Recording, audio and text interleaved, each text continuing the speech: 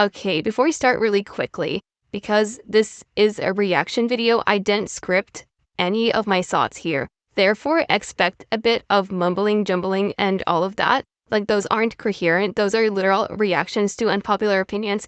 Because if I wrote my thoughts, then I don't know if that would be a reaction, and this video would turn into an essay. So, those are thoughts, and some of those opinions will be quick because they're one sentence, and I don't think there is much to say.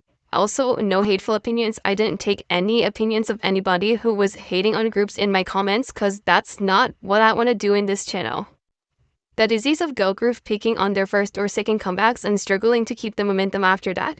Oh my god, I have to talk about this because, like, yeah, I noticed that, and like, it's getting really, really annoying. Like, okay, first of all, there's a huge issue of oversaturation, even from the same companies. Like, take HYBE. Lil Seraphim peaked with like, Anti-Fragile. That was like their most loved comeback, and then HYBE went ahead and like debuted NewJeans, and NewJeans' most loved comeback is Ditto. And then they debuted Elliot, which I don't know if their second comeback is gonna be their most loved comeback, but like, I do hope so, because they deserve some love right now. But yeah, that is a very messy, fucked up thing, and I think that the industry is mostly suffering from one, oversaturation, and two, like, very short attention spans. Like, y'all are making TikTok music, what do you expect? You're gonna get treated like TikTok artists? But yeah, especially with girl groups where their fandom doesn't build like boy groups, it's a much bigger problem, but it has a lot to do with bigger issues in the industry overall. Also, don't you dare do that to Kiss of Life. Like, their second comeback with Sticky was like their biggest one so far, and the next one better be even bigger. Do not let my girls go back to the Kia Asylum. They need to be big. Plastic surgery is a necessity in K-pop to gain the massive audiences that it has. People always talk about wanting natural idols, but they are the same people who run to the corner of the other idol.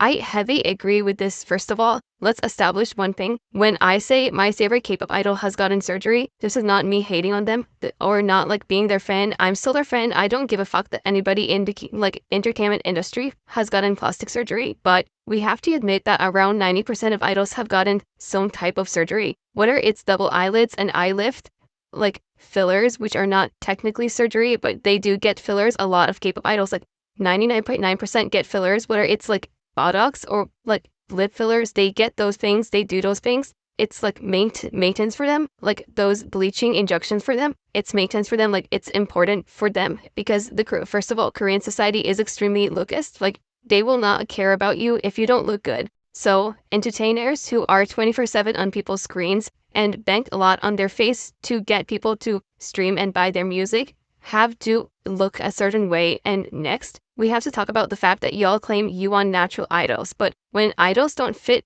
like a certain beauty standards, y'all don't like them. Let's talk about how Cheon's mom hyped to beg for her daughter to stop getting hate for her appearance. And we have to also talk about the fact that when she did get the plastic surgery, like she did, y'all have to admit, like, compare the photos side by side from debut to now. Cheon has gotten plastic surgery, that's not a bad thing. But like, now she is getting treated much better by Korean fans, especially by Korean fans. And like Changbin has gotten plastic surgery, but like not to the extent that his face completely changed. And like, y'all not gonna lie about the weight shit, because that weight doesn't change the shapes in your face completely like that. Changbin has gotten plastic surgery, and like, still he doesn't get treated well. He gets treated very badly by K-pop stans, like Western K-pop stans. You hate on him 24/7. The most popular members are always the best looking ones, even in the West. It's not about talent, it's always going to be about looks, and natural idols are just a farce. It's never gonna happen. Lovesick Girl sounds like a Victoria's song. Okay, I don't really see the vision. Like, maybe if the instrumental wasn't so heavy, like the chorus wasn't so heavy on instrumental, then I would see it, because Victoria's had like a lot of very strong singing. It was a singing show, right? So like, the characters in the cast, who are, by the way, all very talented singers, would sing the choruses, and Lovesick Girls is like not very vocal heavy, but I did include this because I think the song is like really funny and it's a fun little opinion. Stop adding useless dance breaks to songs you're gonna cover. It's a cover for a reason, not a butcher song for the new gens. I really disagree with this, because I personally think that the selling point of K-pop is the fact that they dance and sing, and their performance, like, they're really good performers. Like, most Western artists are not good performers. Even if it's like a K-pop song, if you're performing it at like an award show or something, the cover has to be different enough so it like fits the group that's covering it. I think like I think it was Blinding Lights by LOONA and the Boys. It was a weekend song, and they added a dance break, and like the dance break was great. And like if you've seen any of the Queendom or Kingdom performances, the dance breaks added are really, really good. Like I will never say no to a K-pop dance break because K-pop idols are dancers, they do it well. Not sure if it's unpopular, but most 5th-gen K-pop groups are not it. The only ones who make consistently good music are Kiss of Life and Young Pussy. Okay, I disagree with this because first of all, I don't like Young Pussy, and I may add them in K-pop groups. I will never stand part 2 if that's ever coming, but like, yeah, I don't like them. I don't want to talk about it. Kiss of Life are my old group, like my number 1 right now, so I agree with that. But I also think there's a lot of really good 5th generation groups, like Triple S music is good, LOONA Redebut, especially Lucemble, Stream Talk to You Later are very good. I like Zero Base One, like the B-sides in Zero Base One's discography are very good. Like maybe they had 2 missed title tracks in a row with Crush and Pop, but like other than that, discography is golden, very good music. Tours, even though I used to be not a big fan of TVS/tours, now I'm kind of growing to like their sound, so I do like them. Rise, guys, you know, I'm obsessed with Rise, but like YouTube keeps copyrighting my shit, so I can't put Rise in my videos. Anyways, I'm like the biggest Rise fan. Like if you ask me to rank 5th generation, like based on groups alone, I would put them like top 2 because I like Rise so much. Anyways, yeah, NCT Wish is also really good because SM Entertainment and SM New GG will surely be good. So I think 5th gen is still developing, but so far the music is pretty good. BTS comeback will be one of the biggest comebacks in music history, not just K-pop. Well, I'm inclined to agree because I've already said this in one of my first videos. I think if HYBE does it right, then yeah, BTS comeback can probably erase all the issues HYBE is having and probably be a big comeback. I don't know if the biggest in music history, because like, babe, we have Ariana Grande with Thank You Next after Sweetener, which was like huge, humongous, amazing, like show-stopping, life-changing. And Taylor's first Reputation, which is also crazy, like y'all not gonna beat the main pop girls, but yeah, it's gonna be a big comeback for sure. All the non-toxic fandoms like Moz, Engines, etc. are slowly getting toxic, agree or not? Well, I agree, and I think they've always been toxic. So like, first of all, let me unpack the tea because there's a lot. Okay, so Engines. I don't know how anybody thought Engines were ever not toxic. First of all, Engines, they came from I-dle, and like I-dle was like one of the most brutal survival shows. You had to be there because they had those boys voting each other off the survival show, and like they kept voting Suno out, but like Suno was like still in the final group, so like it was very awkward. And then the entire Fritphobia shit and the fans defending that shit too, like that was very fucked. And when a member said the N-word, a lot of anti-black shit was said on Weavers, and a lot of black fans got harassed very badly. And that's like just like a few incidents that come to mind. There's a lot more. Like if you really want to get into it, you can just look it up like on Twitter, on TikTok, whatever. There's a lot of shit Engines did that I think no other fandom that is considered toxic. Like even armies and Stays and Blinks, they did not get that bad. Like they did not get that bad. And somehow Engines did not make a lot of noise while doing all that fucked up shit. But yes, they did that shit, and like I don't think we should forgive that. I don't think Engines should have a good reputation. Like they should have never had a good reputation. Next, MOAs. Okay, MOAs are really like not that bad. They're not that bad, but like I do agree that there's a lot of very, very toxic MOAs. They're just like a fandom that doesn't have a lot of beef with other fandoms. Therefore, like they don't show how bad they are very often. But like if you really get into it, like on TikTok and on Twitter, which are like the toxic platforms, there's a lot of very toxic MOAs, and there's a lot of Yeonjun solo stands if you guys didn't know, because yeah, anyways, the way people were reacting to Yeonjun solo and then MOAs were like absolutely vile about it. Like people were just saying, I don't like this song, and MOAs were like, here's your address and we're gonna come to your house and like fuck you up. But like yeah, that was not cool, and like that was a true showing of the MOA fandom's colors, which is like weird. Okay, yeah, anyways, all K-pop fandoms are very toxic, like especially the big ones. And yeah, I have beef with Dives. Y'all were not gonna look innocent because you all were always bad. Like Dives, MOAs, Engines, those 3 are like sheeps in wolf's like no wolf in sheep's clothing. Those 3 fandoms, like I have beef with them, those 4th generation ones. Lisa's first 2 singles were the most horrendous things my ears have had the displeasure of hearing. I do love her new direction in music, however, like Rockstar, indie women are phenomenal.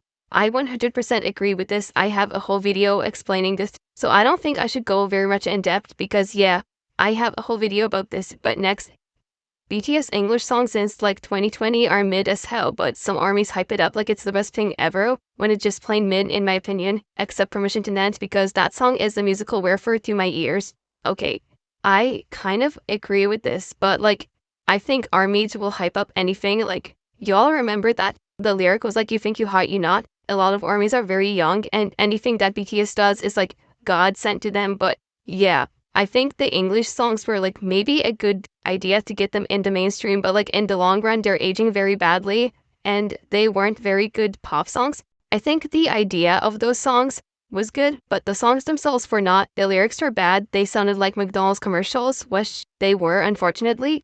And yeah, that's like, I agree with this. I think it's a very popular opinion though.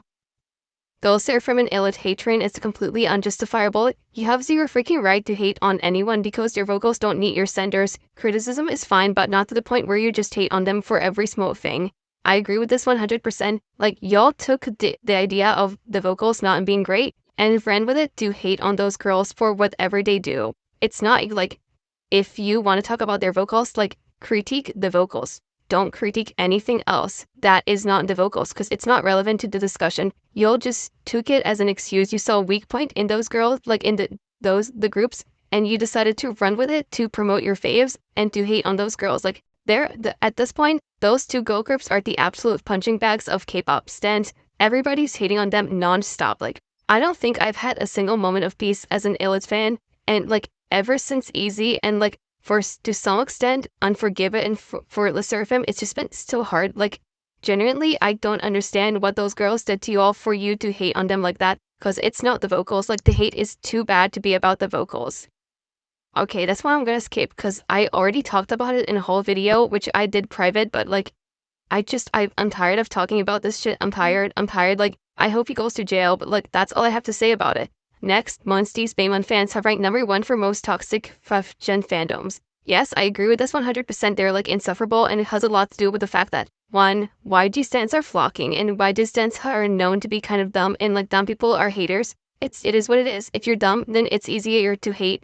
If you're smart, then you can critique and understand things very nuanced and like not automatically dislike stuff based on nothing and like insecurity. So yeah, I think YG stans are dumb. And the other thing is like a lot of blinks are in the Baby Monster fandom, and yeah, insecurity in blinks go in hand in hand, unfortunately.